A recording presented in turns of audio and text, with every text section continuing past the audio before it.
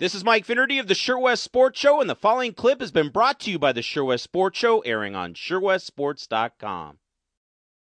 Now to the final local game of the day, where this one was for the Division II Boys NorCal Championship, where we saw the underdog and number 10 seed Woodcreek Timberwolves of Roseville match up against another Bay Area number 1 seed in the Archbishop Mitty Monarchs of San Jose. This would be a tough night for Woodcreek, as Mitty would score the first basket of the game and never look back. They stormed out to a 10-2 lead by the midway mark of the first quarter, but Woodcreek weathered the storm and closed the gap, with Quinn Morris getting the putback in the score.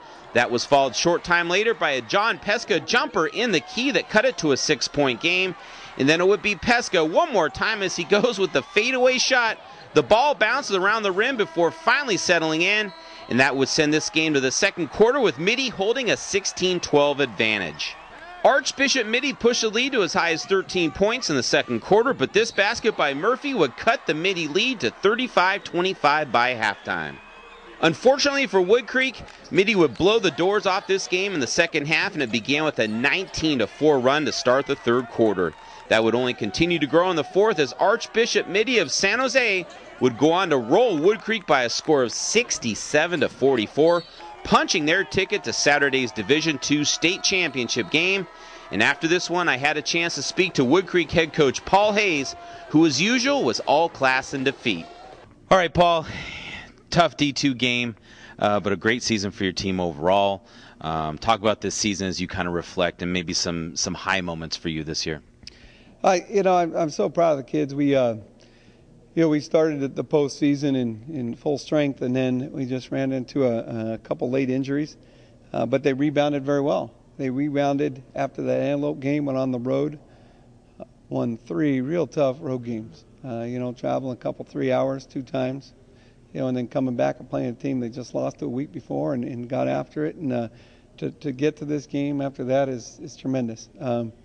They started the season real well. This group had high expectations. Even, they were a big part. Even though they didn't start, they were a big part of the success last year. And they had every intention of getting back and having as much success or more this year, and they did it. We had that great win over Jesuit early in the preseason at their place.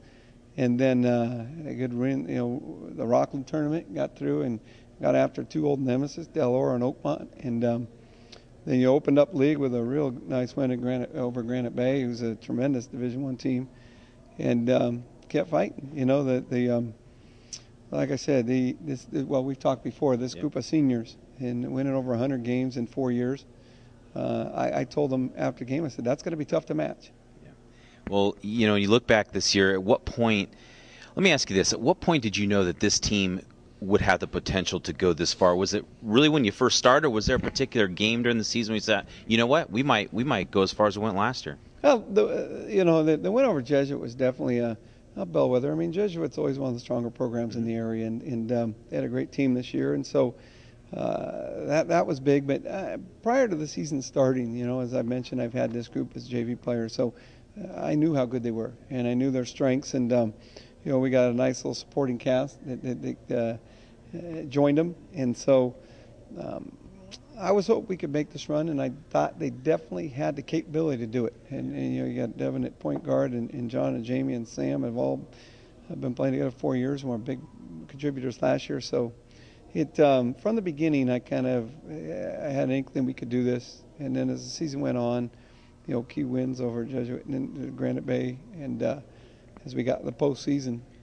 Did you know that Milani would have the type of year that he did? I mean, a sophomore like him, obviously you knew his game, but he had a great impact on the team this year. Sure. I had Tyler last year at the JV level, and I knew his strengths, and he's definitely a mature basketball player, and definitely had the game to play at the varsity level.